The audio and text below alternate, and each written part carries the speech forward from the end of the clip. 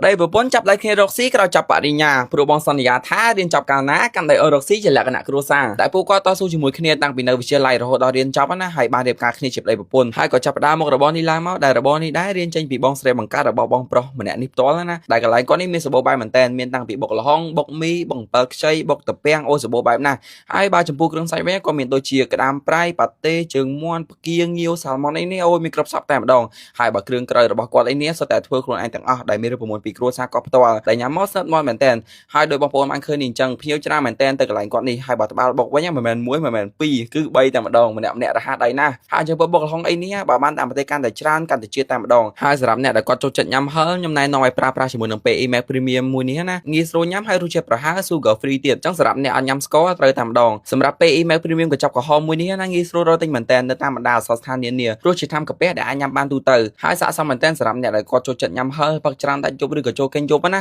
ដាក់ មួយ កញ្ចប់ ទៅ កុំ ឲ្យ កាពះ យើង វា កុហក កាហាយ ធ្វើ ជូរ ជា ដើម ហើយ កន្លែង គាត់ នេះ មាន ឈ្មោះ ថា បុក មាន់ និង seafood ដែល ទីតាំង របស់ គាត់ នៅ ឯ កែម ផ្សារ ទូ តពូង ណា ដែល កន្លែង គាត់ នេះ បើក លក់ ពី ម៉ោង 5 ល្ងាច ដល់ ម៉ោង 12 យប់ តែ ម្ដង ហើយ របរ មួយ នេះ ហើយ ដែល ជា របរ ដំបូង ដែល ពួក គាត់ ចាប់ ដៃ គ្នា រក ស៊ី ជាមួយ គ្នា ណា ក្រោយ ពី បញ្ចប់ ការ សិក្សា ដែល គាត់ លក់ នេះ គឺ ស្រក ដៃ គ្នា មែនតើ ដោយ បងប្អូន បាន ឃើញ នេះ អញ្ចឹង បុក ញាប់ ដៃ តែ ម្ដង ហើយ បើ និយាយ ពី តម្លៃ វិញ ណា មិន ថា ទាំង បុក ល្ហុង មិន ថា ទាំង បុក មី គាត់ លក់ តម្លៃ ចាប់ ពី 7,000 8,000 ហើយ អាច លេខ បាន ប៉ាតេ ក្តាម ប្រៃ និង 10000 រៀល អាច លេខ បាន គ្រប់ មុខ តែ ម្ដង ហើយ បើ ចំពោះ ពិសេស វិញ ណា តម្លៃ ចាន តូច នឹង 10000 រៀល ហើយ ចាន ធំ 20000 30000 រៀល តាម ភ្ញៀវ កំង អី ចឹង ទៅ ហើយ មិន ត្រឹម តែ ប៉ុណ្្នឹង ឯង គាត់ មាន ទាំង ថែម នំ បញ្ចុក ឲ្យ ទៀត ផង ហើយ ក្រៅ ពី នឹង ណា គាត់ ក៏ មាន ស្បែក ជក់ បំពង សម្រាប់ ថែម ខាង ក្រៅ ផង ដែរ ហើយ បុក ល្ហុង មួយ ចាន គាត់ នេះ តម្លៃ តែ 10000 រៀល ដោយ បងប្អូន បាន ឃើញ ចឹង ញ៉ាំ បាន ទៅ ដល់ 2 នាក់ ឯណោះ ហើយ ចឹង មក កន្លែង គាត់ អី កុំ ភ្លេច ហៅ គ្នា មក ច្រើន ផង ចឹង សម្រាប់ បងប្អូន ដែល មាន ចំណាប់ អារម្មណ៍ ចង់ មក សាក បុក ល្ហុង កន្លែង គាត់ នេះ អាច មក សាក បាន ដែល ទីតាំង របស់ គាត់ នៅ ឯ កែម ផ្សារ ទូ តពូង ហើយ កន្លែង គាត់ នេះ បើក លក់ ពី ម៉ោង 5 ល្ងាច ដល់ ម៉ោង 12 យប់ ហើយ ខ្ញុំ នឹង តម្លាក់ Google Maps នៅ ក្នុង comment ចឹង សម្រាប់ ព័ត៌មាន លម្អិត បន្ថែម ខ្ញុំ នឹង តម្លាក់ ជូន នៅ ក្នុង វីដេអូ ខាង ក្រោម ហើយ វីដេអូ ខ្ញុំ មាន តែ ប៉ុណ្្នឹង ទេ អរគុណ អ្នក ទាំង អស់ គ្នា ដែល បាន តាមដាន វីដេអូ មួយ នេះ ចាំ ជួប គ្នា នៅ វីដេអូ ក្រោយ ទៀត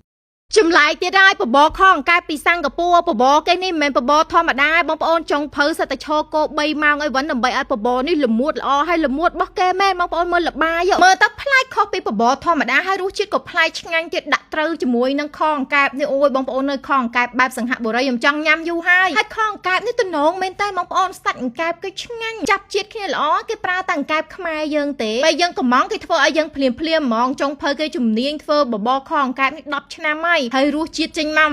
សម្រាប់អ្នកដែលចូលចិត្តខអង្កែបអីមកនេះមកបងប្អូនឈ្មោះហាងគេគឺឈ្មោះហាងបបរខកង្កែបគកនៅក្នុងផ្សារទំនើប60ម៉ែត្រមកផ្ទាល់តែម្ដងនៅនេះគេឯកទេសខាងបបរខអង្កែបហ្មងណាបងប្អូនខអង្កែបគេមាន3រសជាតិមានដូចជារសជាតិខ្ញីរសជាតិម្ទេសហើយនិងមួយទៀតគឺរសជាតិខ្ញីបុកម្ទេសហើយបើញ៉ាំបបរខជើងជ្រូកអីក៏មានដែរខជើងជ្រូកគេនៅនេះទំនងបងប្អូនអើយសាច់ឡងផុយហ្មងណាហើយឡងឈ្ងុយញ៉ាំទៅឡងជាតិពេញមាត់ហើយអត់តលន់ទេតែពេលបបរដែលគេកោ3ម៉ោងហ្នឹងក៏មានបបរសធម្មតាហើយមានបបរស្លឹកតែបបរស្លឹកតែក៏ឆ្ងាញ់ដែរបងប្អូនអើយឡងឈ្ងុយក្លិនស្លឹកតែហ្មងគេមិនមែនលក់តែប៉ុណ្្នឹងទេណាបងប្អូនយើងចង់ញ៉ាំជាប្រភេទពងទាប្រៃត្រីងៀតឆៃពៅអីគឺមានទាំងអស់ក៏មានស៊ុបពៅកម្លាំងទៀតចាស់ទៅដឹងតែត្រូវហ្មងនេះបងប្អូនជាប្រភេទស៊ុបមាន់ខ្មៅមាន់នេះគេប្រើមាន់ខ្មៅតូចជាតិណាបងប្អូនហើយសាច់គេឡើងផ្អែមហើយនេះវិញគឺកង្កែបស៊ីឈွန်គឺសុទ្ធតែជាប្រភេទស៊ុបពៅកម្លាំងថ្ងៃម្ហូបនៅនេះភាគច្រើនគឺគេធ្វើពីកង្កែបហើយបើកង្កែបប៉ារ៉ាអំពងនេះវិញទំនងមែនតែបងប្អូននេះញ៉ាំលេងញ៉ាំទៅគេប្រឡាក់មកជាតិឡំនិយាយទៅញ៉ាំទៅឆ្ងាញ់ជក់មាត់នៅនេះក៏មានមុខម្ហូបជាច្រើនទៀតបងប្អូនអញ្ចឹងបងប្អូនចង់ញ៉ាំខអង្កែបដែលឆ្ងាញ់បបរខអង្កែបកុំភ្លេចហាងបបរខអង្កែបក